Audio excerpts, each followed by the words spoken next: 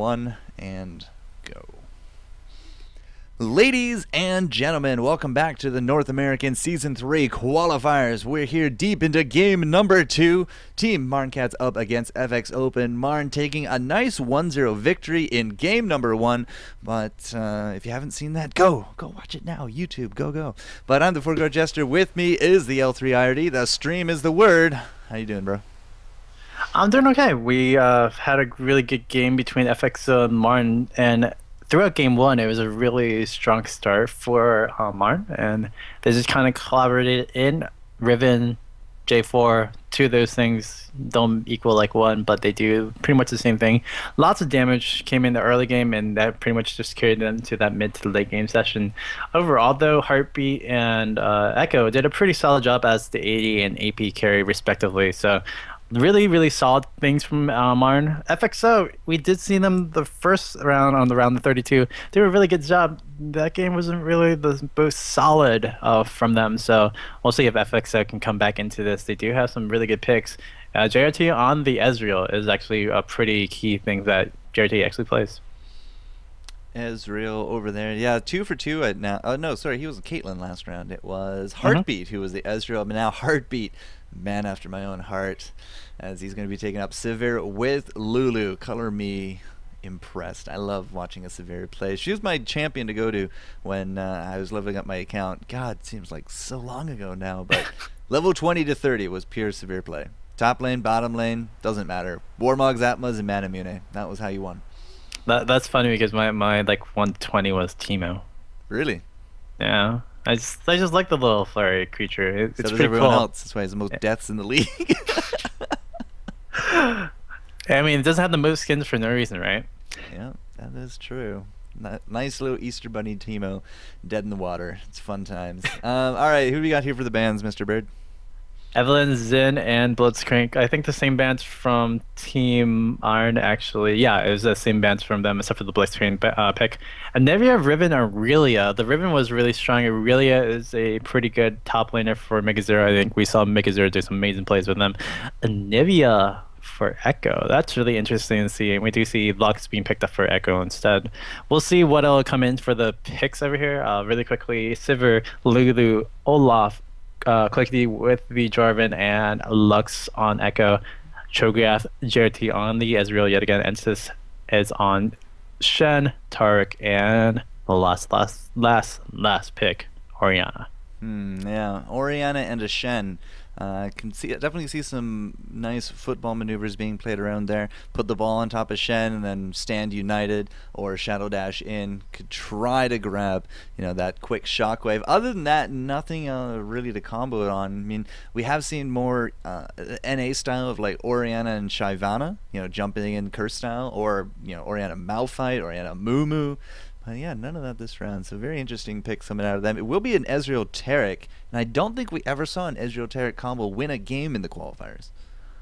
Yeah, it's just unfortunate that the damage output was not bringing out. Or I think one of the last games we actually watched with Ezreal Taric, it actually worked out where the damage output was good enough to win out lane, but the team would have won out anyway. The other thing I was about to say, Olaf being picked up by Megazero. Megazero has been flipping around from that Olaf to the Aurelia pick usually. / a lot of people have been picking up Olaf right now. I think in Season 3, the qualifiers / Season 3 and beyond, Olaf's going to be a champion that probably is going to be banned out a lot more coming into later runs. Well, true damage components, the Ragnarok immune to CC, gets into the back line. Typically they do buy a bit more tanky, and then under Shirilias, Randuins, anything that they can get their hands on, really to smash into the back line, because their big target's going to be your squishies. True damage just absolutely loves eating up AD and AP carries health bars, unless you're a tanky unless you're a tanky Katarina with, what was it, Sunfire Cape Leandries. Yeah. I don't know what it wasn't Ferelden Lord. I think it was, no, it wasn't Ferelden Lord. It was somebody, but it was somebody notable too. And it's like, what? Really? Yeah. We really doing this? Hey, it procs off of Sunfire apparently. At least that's the aim of it at any rate. But hey, right now we do got FXO going in for a little bit of a scout out at the blue. Does get defeated. We do got Jarvan actually. Look at that. Jarvan scouting around at the blue. I like how many pings FXO just put up over there for that Jarvan being alone.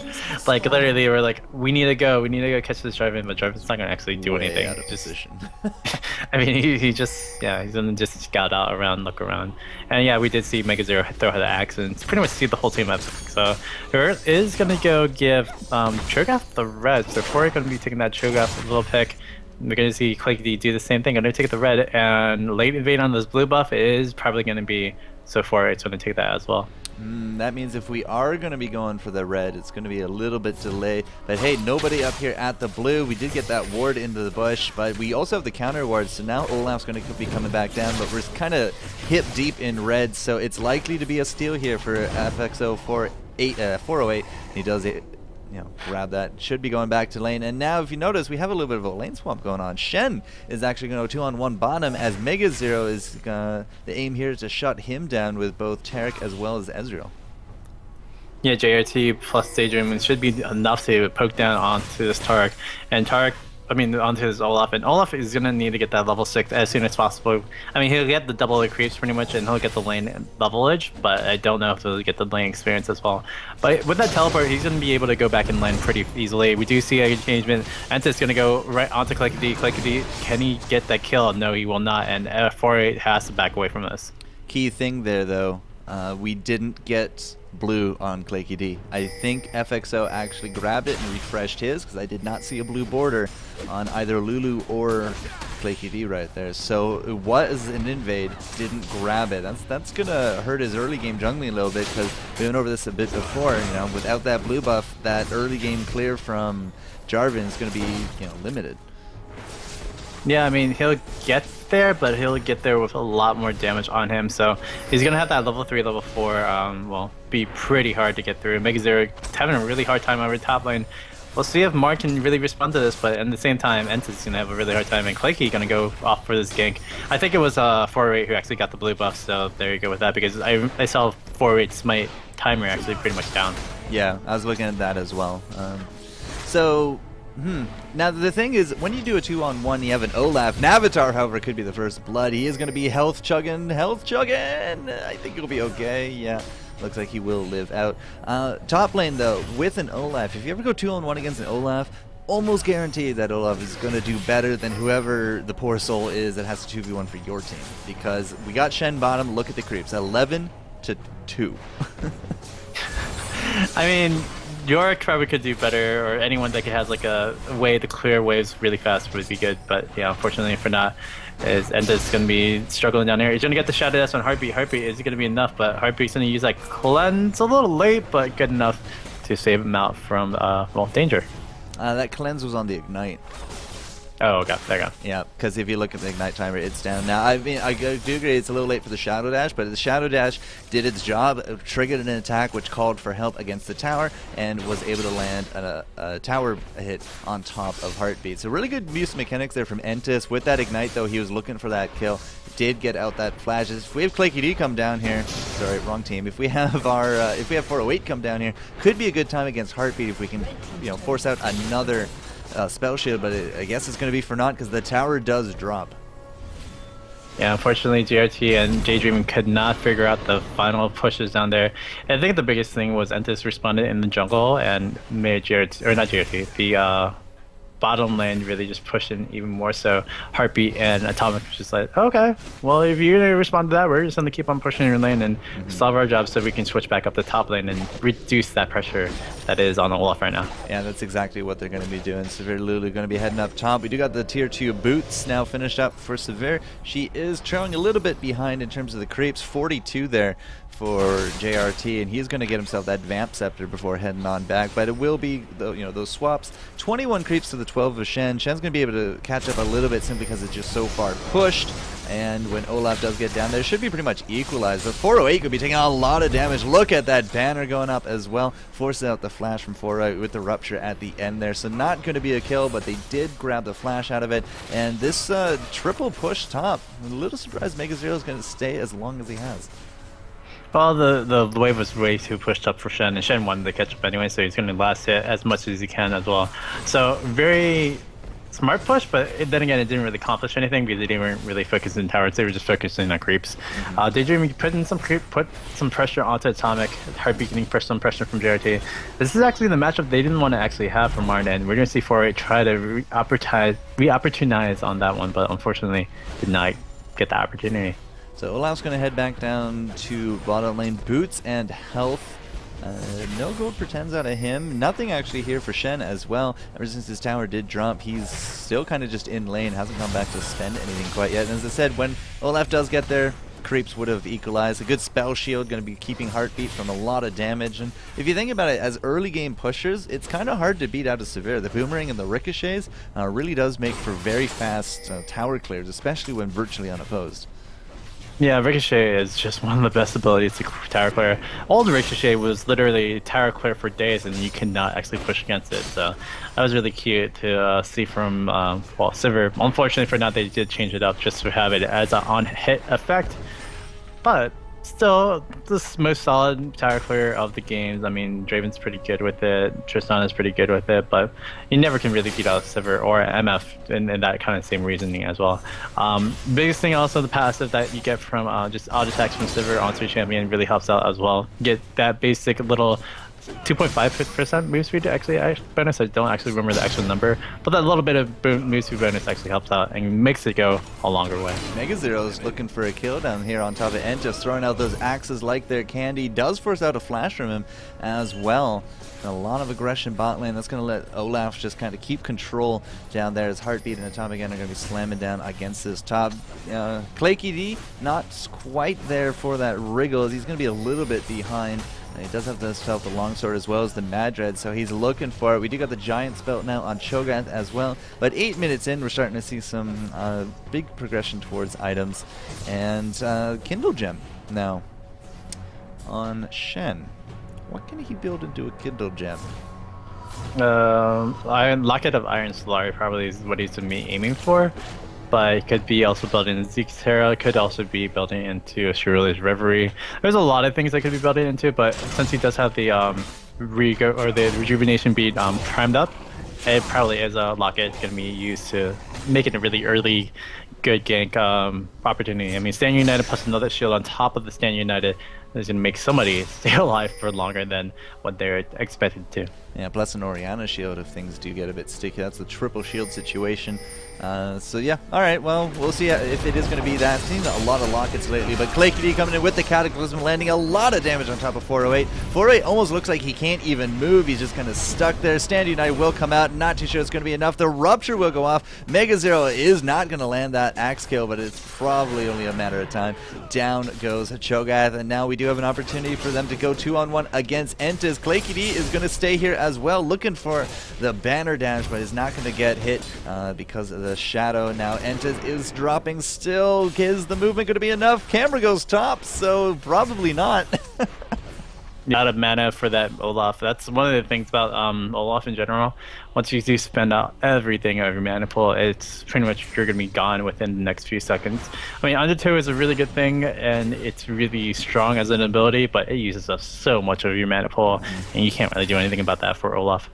Good spell shield, going to be replenishing mana here for Heartbeat. Really skilled Severes with that mana shield. You know, they'll bait out these skills and get the mana refund. It does solve a lot of mana issues, but at the same time, if you're not a really good Severe and you just keep using it over and over and you don't bait out anything, then yeah, you're just going to be out of mana. And look at that trade-off right there. Not even close to even.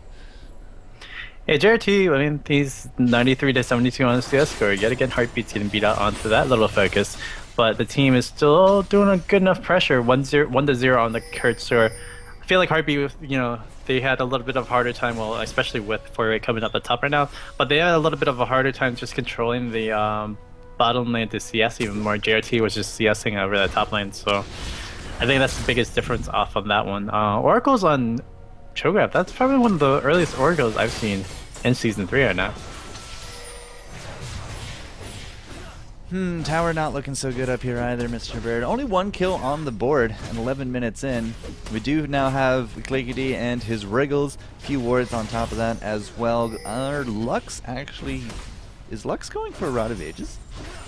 Possibly. That's interesting to see from a Lux. You don't usually build up health. You usually just build straight up damage, Lich Bane, and all that other goodness that you usually see in the Twisted of Fate or something like that. But I mean, it's not uncommon to change this to, well, what it is with Cataclysm, or yeah, Catalyst and such. And Daydreaming's gonna get caught over here.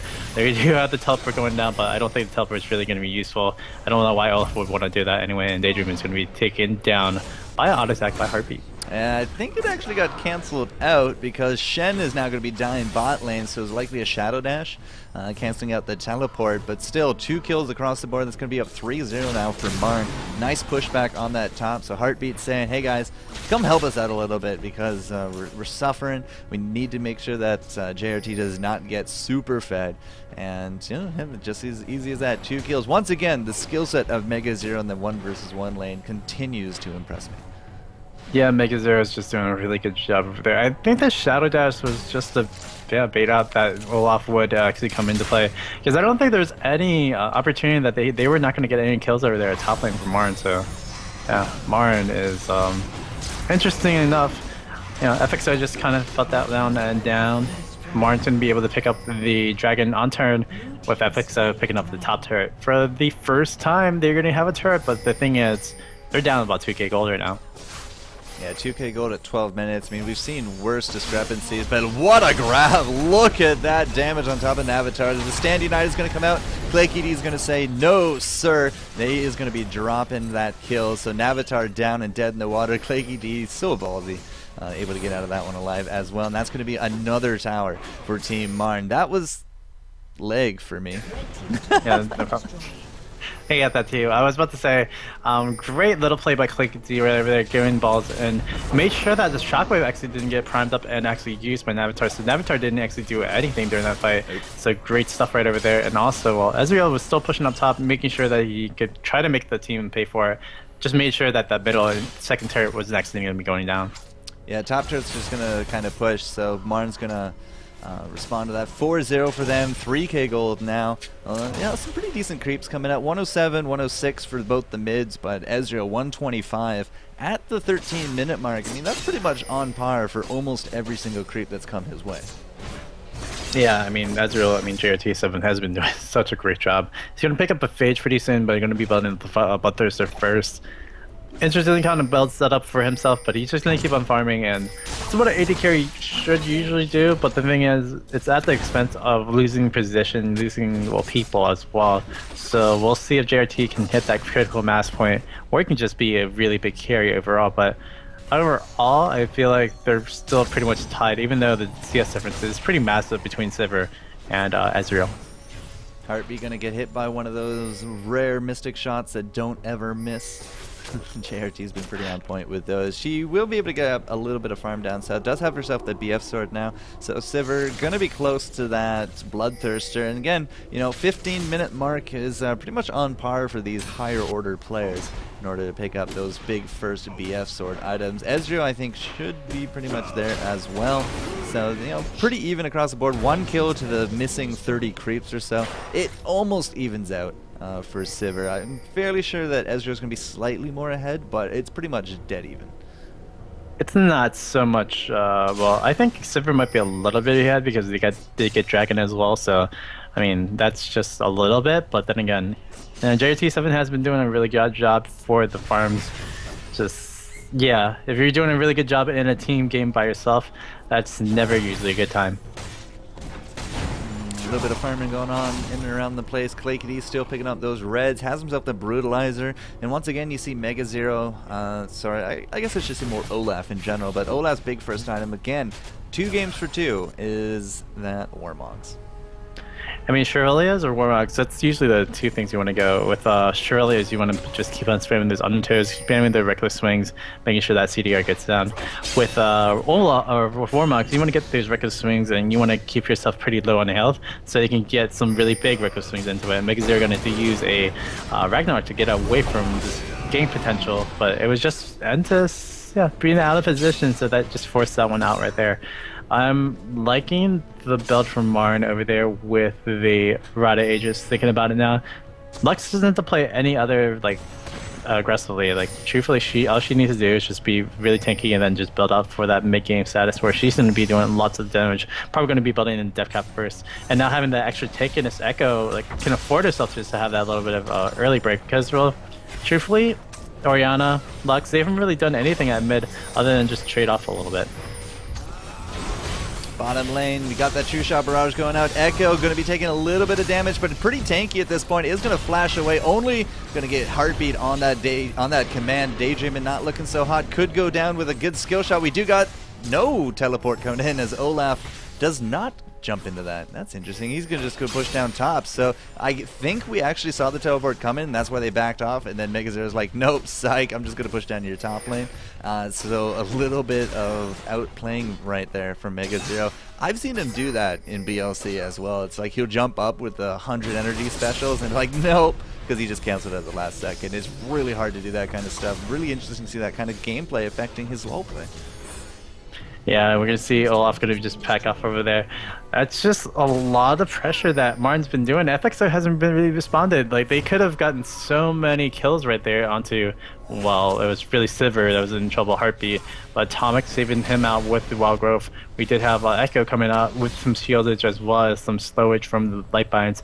It's a really great team play from Marn in general, and I feel like Marn's stepping up their game. And really with MegaZero back in the fold, and then with Echo and Heartbeat, they've been working out as a really good team. And this is kind of scary because FXO was a really good, strong team altogether. They've been playing for a few months now, playing pretty strongly, but they're just, well, I don't know. It's very hard to say this team can do anything against Marn because, well, Marn's just showing that they're playing really above and beyond where they were kind of expecting to slide it in. 4-0, still no kills here for FXO. Entus did actually pick up that Lock of the Iron Star first item. Has the tier 1 boots with himself, that health crystal as well. So, I don't know, maybe there's some kind of interesting mechanic with Lock of the Iron Star because, yeah, ever since it did get introduced to the game, you see it in like maybe 30% of all the games I cast. It's not the most popular item, but it has been making a bit of a return. If supports wanted to go this route of picking up Iron Lock and they should, because it gives the extra CDR, and that's actually really important. That it gives a global CDR. Global CDR in everything is just a really, really great stat. It's very undervalued, and that's why while Lock should be picked up more, unfortunately, it's not really seen just because it had differences. Great low engagement, Critical Shockwave down, and Clickety is going to be in big trouble. Yeah, that Shockwave did hit 2 of them. Clickety will be the first kill on the board for FXO. MegaZero, unfortunately, not in the right place at the right time. A nice 2-0 right there for FXO. Didn't grab the Dragon, but that True Shot Barrage not that far off. Did actually hit down Atomic. I think it hit down about 3 people, so it was a nice primer there for the fight. Now, Sivir in the back, she's still fairly healthy, but looks like she's just going to continue farming. So still a little bit more global gold going to the Team Marn name, but the first 2 kills for FXO is going to translate into a tower as well. Yeah, 2 towers going to be taken down from here. Daydream actually going on Atomic. Atomic is going to be backing off, and actually the team's going to back off from this one. Interesting enough, FXO wanted to not to fight yet, and especially with Echo, Light Binds, or Heartbeat with the Boomerang Blades. You don't want to actually just fight into that little bit of terror space. So yeah, smart idea right there. Overall, a really great take from FXO, but that's really predicated because of, well, MegaZero, everybody was at the Dragon Pit taking so much damage from Dragon, and unfortunately could not do anything with that. Wow, this burn tape is going to be a really interesting one. Well, they did just chase them off. They know FXO was still with them, not exactly the healthiest, but, you know, for this Baron, it is risky. If we have any kind of idea that is going on here from FXO, and we do get a ping down now as well. True Shot Barrage is going to go off, not going to be able to steal it. But hey, now they know it is going on, and it looks like the Gambit is going to win out here for Team Marn. Now, again, like, it was really good opportunity timing because we had the teleport in from Olaf. He was right there, ready to go with it, with that Shurelius as well. They popped that, got off into the Baron Pit even before really anybody suspected what was going on. And now Sivir is going to be able to clean up that top lane, get herself a bit more farm. So I got to say, really good timing, really good pickup there for Marn, and FXO is just kind of caught with their pants down. Yeah, I mean the biggest thing was the click. I think it was probably a clicky D ward. The pink ward was actually inside the Baron pit. They made sure that nothing was actually at Baron, so they took Dragon and then they lost 2 people. But then they go ahead and respawn back by pushing FXO back, and that response leads them to a really easy Dragon or Baron. That's just I don't know, something on FXO mind that maybe this game 1 really hurt them during this game 2, and the game 2 now their psyche is a little bit shot. They're in a little bit of problems. I mean, JRT was pretty much by himself for about 2-3 minutes of the game. So maybe something that FXO is probably going to have to learn on is how to really, just force themselves to just think about the comebacks and how they're going to have to work through that little bit of notion. Right now, FXO is in the balance part, but they can actually still group up and win a lot of fights. I mean, we already saw it today. So we'll see if FXO can do that. But Marn right now, in the aggressive hot seat, pushing down the pedal, trying to get this bottom second turret. Yep, I mean, when you do have yourself a Baron, it's that time to just start pushing. You have the big team fight advantage, especially when you're up 4-2 and wow, 7,000 gold now. Nope, 6,000, my bad. Math, well, 4-2 though, 22 minutes in. I mean, we are past the surrender mark. Definitely a bit closer than last game, but Marn still edging out ahead very convincingly. And now, of course, with that Shurelius and that Warmog, I mean, tower is not going to be even an issue. You can see Clickety going off to the side, looking for that engaged, forcing out the flash from Navatar. He's going to be okay. Now, we didn't burn anything there, though, for Claky D, so we are still ready to go for an engagement. Mega Zero up there as well with a shield. Echo as well. And the tower is just going to start getting really poked down, looking for those engages. And look at the poke coming out as well, Bird. Yeah, Mega Zero now going to go up into this turret, pick it down right quick, and now they're going to try to engage on the Cho'Gath. Cho'Gath's going to take a lot of damage. Shockwave going out, but Cho'Gath's going to be taking one down, while we do see Claky D Demacian on the Navatar. Navatar's going to be taken down as well. Echo picks up Daydreaming, and, well, I think this is the cleanup. This is the ace. And, well, not the ace, but the game, pretty much, for Marn. While FXO can't really do anything back. 3 for 0. I like how we cataclysmed Navatar because just not even 30 seconds ago we saw her use that flash from a similar situation. So, Claykity very focused on that. Really good call. You can see another pickup there, but yeah, nothing they can do against this. Both Nexus inhibitors, or sorry, both Nexus towers are down. The bottom inhibitor is down. JRT rage quits once more. That will be that. Team Marn really strong here in Season 3 qualifiers for North America. They're going to go on to the round of 8, and that means that they're going to be in Las Vegas this weekend, as it is the top teams battling it out for those seeds positions so that we can all claim that we are League of Legends pros. Yeah, definitely. I was about to say Los Angeles is a really nice place as well. I wouldn't know. I've never been.